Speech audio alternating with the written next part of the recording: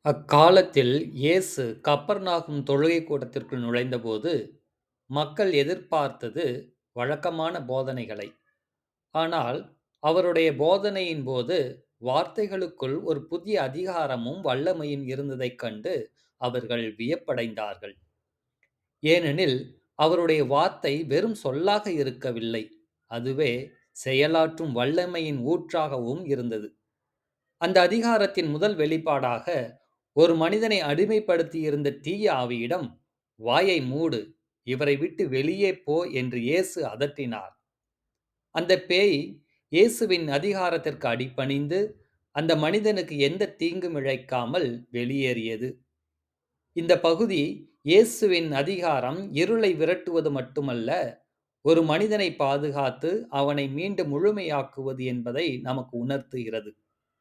நாமும் கூட நமது உள்ளத்தில் எழும் எதிர்மறை எண்ணங்கள், பயங்கள் மற்றும் அவமானங்கள் போன்ற குரல்களை இயேசு பேயை அதட்டியது போல அவருடைய அதிகார வார்த்தையால் முறியடிக்க பழகிக் கொள்வோம்.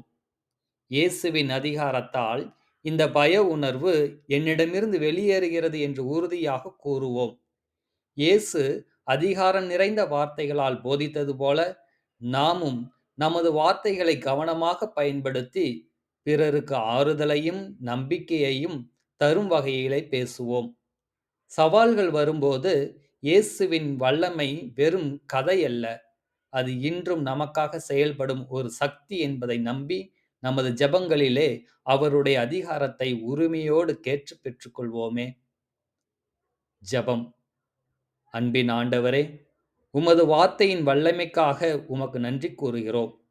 எங்களை ஆட்கொள்கின்ற பயங்கள், கவலைகள், எதிர்மறை எண்ணங்கள் மற்றும் உள்ளத்தின் போராட்டங்கள் அனைத்தையும் உமது அதிகார வார்த்தையால் அதட்டி எங்களை விடுவித்தருளும். உமது அமைதியால் எங்கள் உள்ளத்தை நிரப்பி, உமது அன்பில் நாங்கள் நிம்மதியாக வாழ எங்களுக்கு உதவி புரிவீராக. ஆமென்.